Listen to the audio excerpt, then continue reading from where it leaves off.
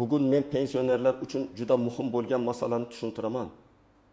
Endi ayrim holatlar qat'iy taqiqlanadi. Nazorat kuchayadi va oddiy e'tiborsizlik ham pensiya to'lovining to'xtatilishiga, qayta hisob-kitobga yoki ortiqcha olingan pulni qaytarishga olib kelishi mumkin.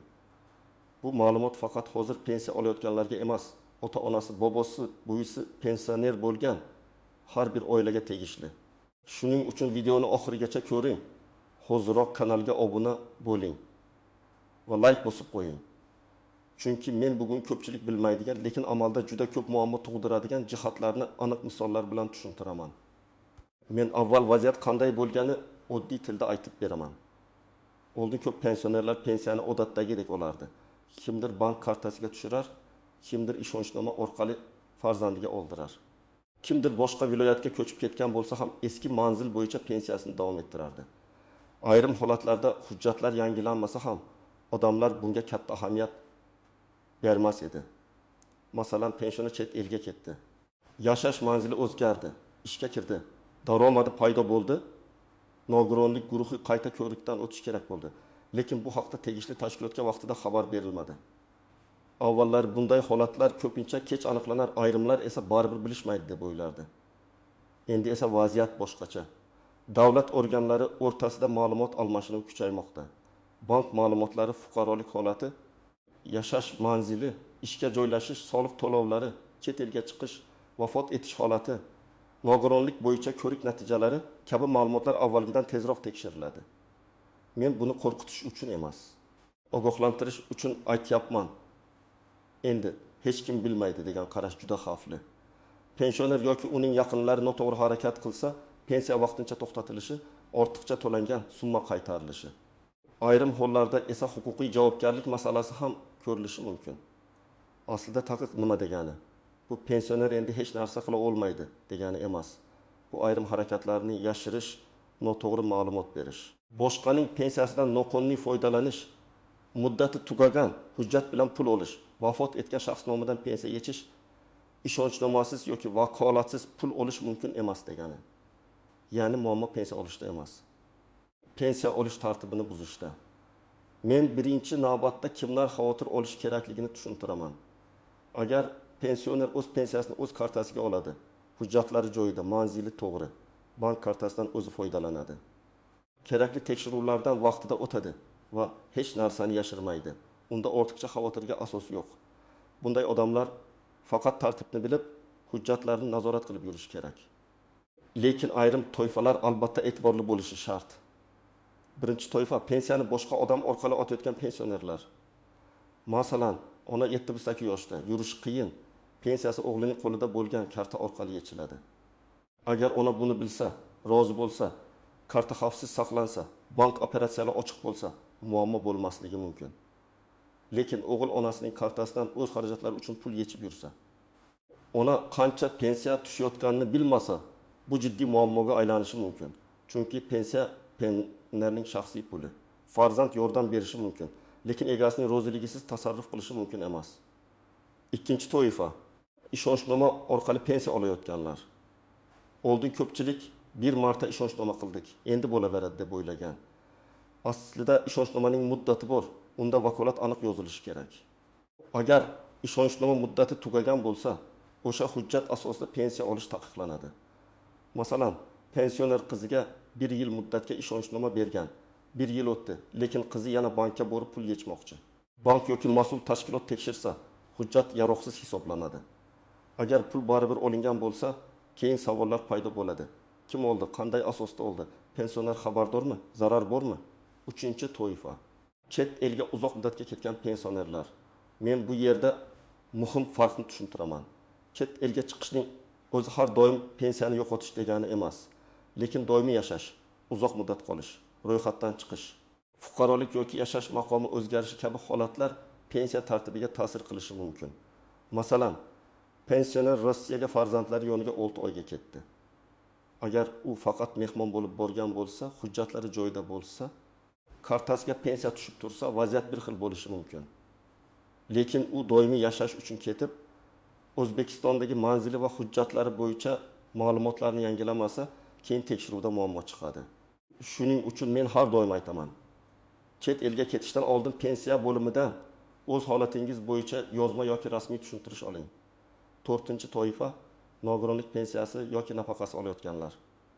Bu yerda eng ko'p uchraydigan xato qayta tibbiy ko'rik muddatini o'tkazib yuborishdir. Masalan, fuqaro 2-guruh nogironlik bo'yicha pensiya oladi. Tibbiy ko'rik muddati 1 iyunda tugaydi. U esa hali vaqt bor deb yurib, iyul oyida ham hujjat topshirmaydi. Natijada to'lov to'xtashi mumkin. Keyin odam nega pensiyam tushmadi deb bankka boradi. Bank esa bizga pul kelmagan deydi. Asl sabab tibbiy hujjat yangilanmagan bo'ladi. Bu yerda bank aybdor emas, tizim hujjat asosida ishlaydi. 5-toifa ishlayotgan pensionerlar. Ko'p odam pensioner ishlasa, pensiyasi taqiqlanadimi deb so'raydi. Men buni aniq aytaman. Ishlashning o'zi har doim taqiqlangan emas. Ko'plab pensionerlar qonuniy ishlashi mumkin. Lekin muhim jihat shuki, ishga kirish, daromad, mehnat shartnomasi, soliq hisobotlari ayrim pensiya va nafaqa turlariga ta'sir qilishi mumkin. Ayniqsa, ehtiyojmandlik mezoni asosida beriladigan yordamlar, ayrim qo'shimcha to'lovlar yoki imtiyozlarda daromad muhim rol o'ynaydi. Masalan, pensioner oyiga 2200 ming so'm pensiya oladi. Yana rasmiy ishga kirib 2500 ming so'm maosh ola boshlaydi. Oddiy yoshga doir pensiyada bu boshqa masala, lekin ehtiyojmandlikka bog'langan yordam bo'lsa, daromad yashirilsa, keyin ortiqcha to'langan pulni qaytarish talab qilinishi mumkin. Endi real misollar bilan tushuntiraman. Birinchi misol, yetim 2 yoshli ota pensiyasini bank kartasiga oladi. Karta o'g'lida turadi, chunki ota bankomatga bora olmaydi. Har oy 1800 ming so'm pensiya tushadi. O'g'il 1200 ming so'mini uy xarajatlariga ishlatadi.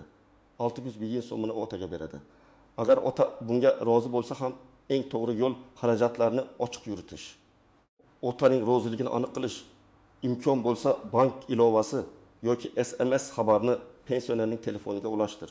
Chunki ertaga aka-ukalar o'rtasida nizo chiqsa, otamizning pensiyasini kim ishlatgan degan savol juda katta muammoga aylanadi. Ikkinchi misol, bu vafot etdi, lekin oiladagilar kartada pul borligini ko'rib, yana 2 oy pensiyani yechib olishdi. Mana shu holat qat'iy taqiqlanadi. Vafot etgan shaxs nomidan tushgan pulni yechib olish qonuniy emas. Baribir bu pul oilaniki edi degan bahona o'tmaydi. Vafot holati rasmiy qayd etilgandan keyin pensiya to'lovlari to'xtatilishi kerak. Agar ortiqcha pul tushgan bo'lsa, u qaytarilishi mumkin. Agar kimdir bila turib yechgan bo'lsa, bu oddiy xatolik emas, huquqiy baholanishi mumkin bo'lgan harakatdir. 3-misol, pensioner boshqa tumanga ko'chib o'tdi.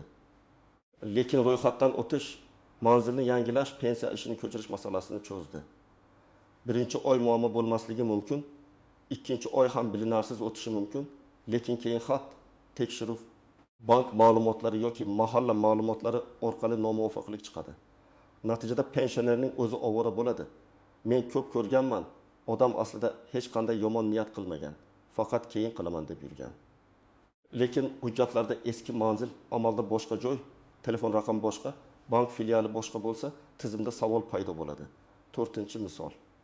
Nogironlik bo'yicha nafaqa olayotgan fuqaro sog'lig'i yaxshilangan yoki ishga kirgan bo'lsa ham, eski holat bo'yicha pul olishda davom etadi. Bu yerda men juda ehtiyotkor tushuntiraman. Sog'liq masalasini faqat vakolatli tibbiy komissiya baholaydi. Lekin agar komissiya qayta ko'rikka chaqirsa, bormaslik, hujjatni yashirish, noto'g'ri ma'lumot berish mumkin emas. Chunki nafaqa va pensiya hujjati bog'langan. Hujjat o'zgarsa, to'lov ham o'zgarishi mumkin. Endi istisnolar, nozik jihatlar va ko'pchilik e'tibor bermaydigan joylarni aytaman. 1-nozik jihat. Bank kartasini yaqin qarindoshga berish bilan pensiya huquqini boshqa odamga berish bir xil narsa emas. Karta faqat texnik vosita. Pensiya huquqi esa pensionerning o'ziga tegishli. Agar farzand karta orqali pul yechib, dorixonaga, oziq-ovqatga, kommunal to'lovga ishlatsa va pensioner bundan xabardor bo'lsa, bu amaliy yordam bo'lishi mumkin. Lekin farzand kartani o'z mulkidagi ishlatsa, kredit to'lasa, onlayn xarid qilsa, pensionerga hisobot bermasa, bu nizoli va xavfli holat. 2-nozik jihat, pensionerning roziligi og'zaki bo'lsa ham, oilaviy nizo chiqqanda uni isbotlash qiyin bo'ladi. Masalan, 3 farzand bor, karta kenja o'g'ilda. U onam rozi edi deydi. Boshqa farzandlar yo'q, onamiz pulni olmagan deydi. Bunday vaziyatda bankdan ko'chirma olinadi. Qayerda pul yechilgan, qachon yechilgan, qanday sarflangan, bular tekshirilishi mumkin. Shuning uchun men amaliy maslahat beraman. Agar pensionerning pulini yaqin odam boshqarayotgan bo'lsa, xarajatlar kamida oddiy daftar yoki telefon yozuvida qayd etilsin. Masalan, 5 yanvar 300 ming so'm dori, 200 ming so'm oziq-ovqat, 1,2 ming so'm gaz va elektr deb yozib borilsa, keyin tushuntirish oson bo'ladi. Uchinchi nozik jihat, ishonchnoma hamma narsaga ruxsat bermaydi. Ishonchnomada nima yozilgan bo'lsa, vakil shuni qila oladi. Agar faqat pensiyani olish vakolati berilgan bo'lsa, vakil pensioner nomidan boshqa moliyaviy majburiyat olishi, kredit rasmiylashtirishi yoki mulk masalasini hal qilishi mumkin emas. Ba'zi odamlar buni chalkashtiradi. Menda ishonchnoma bor deyish yetarli emas. Qaysi vakolat bor, muddati qancha, notarial tasdiqlanganmi, bekor qilinmaganmi, shular muhim. 4-nozik jihat, pensiya to'xtasa, bu har doim bekor qilindi degani emas. Ba'zan to'lov vaqtincha to'xtaydi. Sabab hujjat yetishmasligi, qayta tekshiruv, bank rekviziti o'zgarishi, karta muddati tugashi, shaxsni tasdiqlash zarurati yoki ma'lumotlarda nomuvofiqlik bo'lishi mumkin. Masalan, karta muddati tugagan, yangi karta ochilgan, lekin pensiya to'loviga ulamagan. Pensioni esa davlat pensiyamni kesdi deb o'ylaydi. Aslida muammo bank rekvizitida bo'lishi mumkin. Shuning uchun vahimaga tushishdan oldin sababni aniqlash kerak. 5-nozik jihat, ortiqcha to'langan pul masalasi. Agar pensionerga yoki uning nomidan boshqa odamga asossiz ravishda pul to'langan bo'lsa, bu pul qaytarilishi mumkin. Misol uchun, pensioner vafot etganidan keyin 2 oy davomida har oy 1,7 million so'mdan tushgan bo'lsa, jami 3,4 million so'm ortiqcha to'lov sifatida ko'rilishi mumkin. Yoki nogironlik qayta tasdiqlanmagan davrda 3 oy nafaqa to'langan bo'lsa, summa hisoblab chiqiladi. Bu yerda men bilmaganman degan javob ba'zan javobgarlikni yengillashtirishi mumkin. Lekin pulni qaytarish majburiyatini avtomatik yo'q qilmaydi. 6-nozik jihat, pensionerning huquqi ham himoya qilinadi. Men faqat taqiqlarni aytib, odamlarni qo'rqitmoqchi emasman. Agar pensiya asossiz to'xtatilgan bo'lsa, summa noto'g'ri hisoblangan bo'lsa, staj hisobga olinmagan bo'lsa, qo'shimcha hujjatlar e'tiborga olinmagan bo'lsa, pensioner murojaat qilishga haqli. Masalan, odam 35 yil ishlagan, lekin arxiv ma'lumotining bir qismi topilmagani uchun pensiya kam hisoblangan. Keyin eski ish joyidan ma'lumotnoma topildi. Bunday holatda qayta hisoblash talab qilinishi mumkin. Ya'ni tartib faqat nazorat uchun emas, pensionerning o'z pulini to'g'ri olishi uchun ham kerak. 7-nozik jihat, telefon qo'ng'iroqlari va firibgarlik. Hozir firibgarlar pensiyangiz to'xtaydi, kartangiz bloklanadi. Yangi ro'yxatdan o'tish kerak deb qo'ng'iroq qilib, karta raqami, SMS kod, pasport ma'lumotini so'raydi. Men aniq aytaman, SMS kod hech kimga aytilmaydi. Bank xodimi ham, pensiya bo'limi xodimi ham telefon orqali kartangizdagi maxfiy kodni so'ramasligi kerak. Agar pensioner bunday qo'ng'iroqqa ishonsa, pulini yo'qotishi mumkin. Shuning uchun farzandlar ota-onasiga buni alohida tushuntirish kerak. Hech qanday kod aytilmaydi. Shubhali qo'ng'iroq bo'lsa, telefon qo'yiladi va rasmiy raqamga qayta qo'ng'iroq qilinadi. Endi men nima qilish kerakligini bosqichma-bosqich aytaman. Birinchi qadam, pensioner o'z hujjatlarini tekshirsin. Pasport yoki ID karta amal qilish muddati, yashash manzili, telefon raqami, bank kartasi muddati, pensiya turi, qo'shimcha nafaqa yoki imtiyozlar bo'yicha hujjatlar bir joyga yig'ilsin. Ko'p oilalarda eng katta muammo shuki, hujjatlar har xil papkada, eski sumkada, qarindoshlar uyida yoki umuman yo'qolgan bo'ladi. Pensiya masalasida hujjat topilmasa, haqiqatni isbotlash qiyinlashadi. Ikkinchi qadam, pensiya qayerga tushayotganini aniqlang. Bank kartasi kimning qo'lida? SMS xabarnoma qaysi telefonga ulangan? Karta muddati qachon tugaydi? Bank ilovasiga kim kira oladi? Bularni tekshirish kerak. Agar pensioner telefondan foydalana olmasa, ishonchli farzand yordam berishi mumkin, lekin shaffoflik bo'lishi shart. Men tavsiya qilaman, har oy pensiya tushgan kunni yozib boring. Qancha tushganini qayd eting. Bu yirik xarajatlarni alohida belgilang. 3-qadam, agar pensioner pulni o'zi ola olmasa, qonuniy vakolatni rasmiylashtiring. Buning uchun notarial ishonchnoma kerak bo'lishi mumkin. Ishonchnomada kim vakil bo'lishi, qanday harakatlarni bajarishi, qancha muddatga berilgani aniq yoziladi. Agar pensioner sog'lig'i sabab notariusga bora olmasa, notariusni uyga chaqirish imkoniyatlari haqida so'rash kerak. Bu xarajat va vaqt talab qiladi, lekin keyingi muammolarning oldini oladi. 4-qadam, Yashash joyi o'zgarsa, vaqtida xabar bering. Boshqa tuman, boshqa viloyat yoki chet elga uzoq muddatga ketishdan oldin pensiya bo'limiga murojaat qiling. Mening pensiyamga bu holat qanday ta'sir qiladi deb aniq so'rang. Iloji bo'lsa yozma javob yoki rasmiy tushuntirish oling. Og'zaki gapni keyin isbotlash qiyin. Ayniqsa chet elga ketayotgan pensionerlar hujjatlarni oldindan tartibga keltirmasa, keyin masofadan turib hal qilish ancha qiyin bo'ladi. 5-qadam nogironlik yoki maxsus nafaqa bo'yicha muddatlarni nazorat qiling. Qayta ko'rik sanasini telefonga eslatma qilib qo'ying. Davr taqvimiga yozing, farzandingizga ayting. Hujjat topshirish uchun oxirgi kungacha kutmang. Chunki tibbiy ko'rik, ma'lumotnoma, navbat, komissiya tizimga kiritish vaqt oladi. Agar muddat o'tib ketsa, to'lov kechikishi mumkin. 6-qadam pensiya to'xtasa birinchi navbatda sababini aniqlang. Bankka borib pul tushmagan degan ma'lumotni oling. Keyin pensiya bo'limiga murojaat qiling. O'zingiz bilan ID karta yoki pasport, bank rekvizitlari, pensiya guvohnomasi yoki tegishli hujjatlar, ishonchnoma bo'lsa, uning asl nusxasi, nogironlik bo'yicha hujjatlar. Yashash manzili bo'yicha ma'lumotlarni olib boring. Murojaatda pensiya to'lovi qaysi sababga ko'ra to'xtatilganini tushuntirib berishingizni va zarur bo'lsa qayta tiklash choralarini ko'rishingizni so'rayman deb yozish mumkin. 7-qadam, agar hisob-kitob noto'g'ri deb o'ylasangiz, dalil yig'ing. Mehnat daftarchasi, arxiv ma'lumotnomasi, ish haqi haqida ma'lumot, harbiy xizmat, ta'lim, bolani parvarish qilish davri, zararli mehnat sharoiti, mukofot yoki qo'shimcha stajga oid hujjatlar bo'lsa, barchasini nusxa qiling. Har bir hujjat pensiya miqdoriga ta'sir qilishi mumkin. Men amaliyotda ko'rganman.